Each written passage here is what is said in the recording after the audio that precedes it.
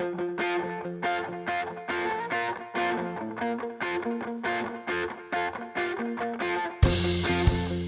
are listening to your new Puppies podcast, starting you and your dog off on the right paw. Here's your host, Debbie Salento.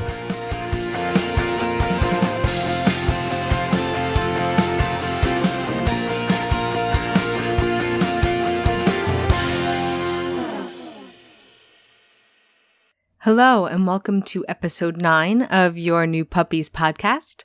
I'm Debbie and today we're going to talk about indoor potty pads or wee-wee pads.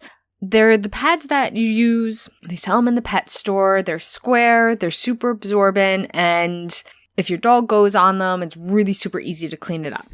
Now I'm going to call them indoor pads for the sake of this episode. Now I discourage the use of these pads in the process of potty training for many reasons that we're going to talk about today. Now, there are valid reasons for using these indoor pads. For example, if you have an aging pet or an ill pet who just can't get outside as much as he used to, and it's not going to change. These pads can be a lifesaver for pet owners in that position. And maybe you plan on using pads permanently. It's just going to be part of your lifestyle with your dog. Maybe you live in a top floor apartment or you have a small dog and you plan on using these pads permanently. That could also be another reason, but I'm also going to give you some things to think about if you're planning on going that route as well.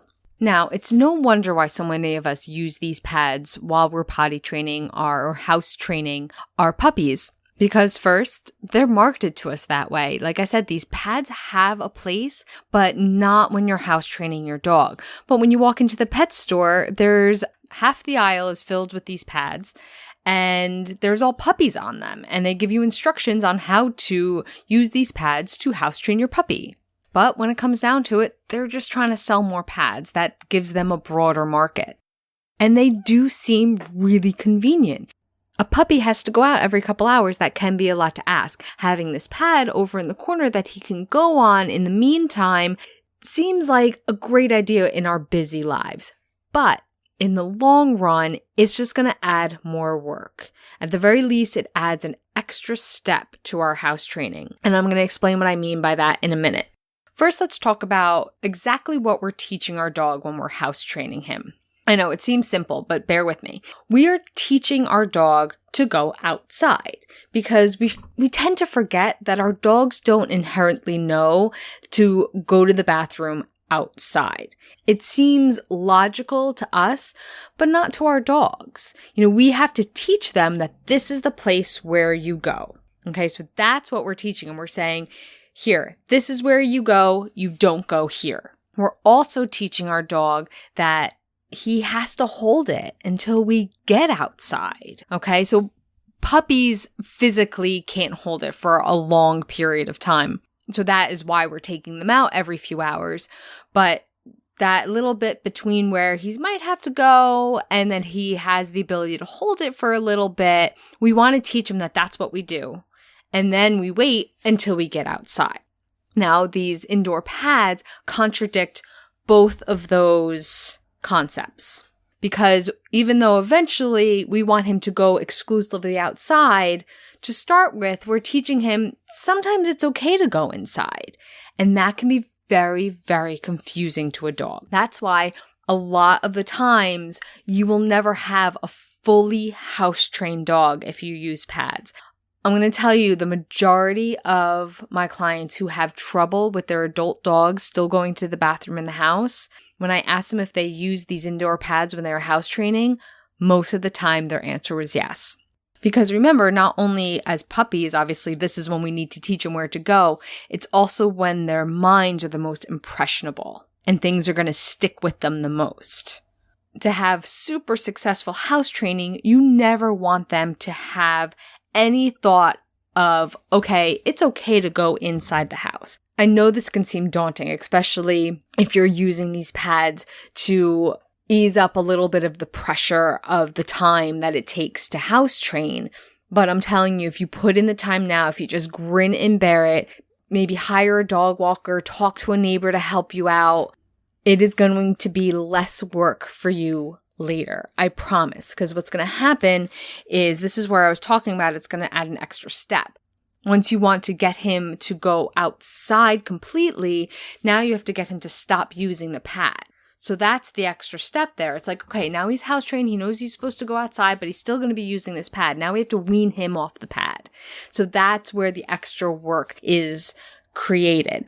I also want you to keep in mind that when we're training him and we're training him to use these pads, a lot of the labels and the companies will have you believe that, oh, you just have to put it down and they're attracted to it. Kinda, sorta, not really. They're absorbent, and a dog is gonna go somewhere that's gonna absorb what's happening over not. So you'll notice that a dog is more likely gonna go on a rug or on one of his dog beds than on a hardwood floor or a tile floor. That's why most dogs rather go in the grass than on the sidewalk, because it absorbs it. It's just more comfortable for them. Plus, they claim it has this scent that they're attracted to, which may or may not be true, but there is some training involved to get him to go on this pad. More likely, you are teaching him this is where you go, because you're going to be keeping that pad in the same place. Maybe you're putting it in a place where he's had a couple accidents, so you kind of put it there because he already seems to be going there, or maybe you're picking up and you're moving him to this pad. My point is, you're not necessarily teaching him to go on the pad. You're just teaching him where to go. So if you remove that pad, most likely he's still going to go in that spot. And that brings me to a couple of reasons why, even if you plan on using these pads forever, like this is just going to be your lifestyle, your dog's going to go on the pads in the house, and that is definitely an option. A couple things that I want you to think about is, if you ever plan on boarding your dog, or even bringing your dog to a friend's house, or having a friend watch a dog, it's really going to limit your options because the pad doesn't usually translate. So what I mean by that is, for example, I board dogs in my home. And when I first started, I took in a couple dogs that used wee-wee pads. They were small dogs. I really didn't mind, but I very quickly learned that it doesn't always translate. If they can't get to the pad, if they can't find the pad, or sometimes they just don't necessarily know to go on the pad. Now in this house, they don't know where to go. In their home, they know, oh, I go over in the corner in the kitchen. Here they don't know, so they just go in whatever corner they find. I've had a dog actually come back inside the house to go to the bathroom and then went back out, because all they know is they're allowed to go to the bathroom inside a house. I had to stop taking dogs who use these indoor pads. Now, if you go to like a traditional facility or even these luxury facilities, they might not mind as much because they got their super cleaners and their floors are all tiled. So it might not be as big of a deal, but if you want a friend to watch them or a pet sitter, then it gets a little iffy. Your options might be a little limited. And even just taking them to a friend's house, you might have to worry about them going and finding a quarter to go to the bathroom in. The other thing I want you to be super careful with, it can make us a little lazy. If we know that our dogs can just go to the bathroom, we have it set up where, they go to the bathroom on the pads, we might not walk them as much. And we all know that our dogs need to be walked more than just to go to the bathroom. They need the exercise, they need the bonding, and heck, they just love it. It's the same reason why I caution people with fenced-in backyards. Yes, it's nice, it's great, but you got to be careful because it can make you lazy and you might not be walking your dog as much as you should be. So before we finish up, I have a quick example for you just to give you an idea of some of the things I was talking about. I had a client who used the indoor pads while house training their dog, and they never could really get him off of them. But in the long run, they decided, it's okay, we can leave it there because once in a while we work a little late. That way, if that's the case, he has this option to go on the pad. And that worked for them until they decided to give their dog a little bit more freedom. And he started going upstairs where there's all rugs. Now downstairs, it's all tile and all hardwood floors. They never had an issue with him going anywhere but on the pad. Upstairs, there were some rugs, and he started going to the bathroom upstairs. They tried to put a pad up there, but It didn't work. He just keeps going on this rug upstairs. And that's what had happened, is that downstairs, he knew to go in this corner to go to the pad. Maybe that's just the only comfortable place for him to go downstairs. But all he does is know that he's allowed to go in the house. You know, I mentioned it before. Our dogs don't come pre-programmed knowing that they have to go outside, and we forget that a lot. It's what we teach them. But us teaching them to go outside is so automatic that we forget that they didn't know that beforehand. It's not natural to them. You know, finding a faraway corner, finding a place that isn't their sleeping area, that's natural to them. But that could be everywhere but the immediate vicinity of his bed, right? So what happened is he knew he was supposed to go, he's allowed to go in the house, but nobody told him where to go upstairs, so he just went.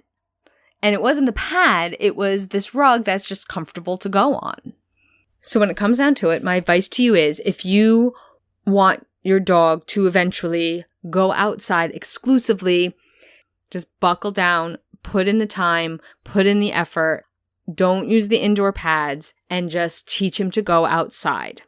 Okay, because you need to create that habit of going outside, and he doesn't even have a thought in his head that he's allowed to go inside. If this is something you plan to train him to do long term for the rest of his life, then maybe, as long as, as long as you understand that there are some drawbacks, there are some limits to that as well. Again, if it's an aging thing, if it's a medical thing, of course, use the pads. They are going to be your best friend. Okay, so if you're thinking, well, okay, so I'm not supposed to use these indoor pads, but how do I potty train my dog? How do I house train my dog in the most efficient way? I got you covered. That is going to be what the episode is about next week. And I'm even working on a really great potty training cheat sheet and schedule for you. I'm very excited. So I will talk to you then. Bye for now.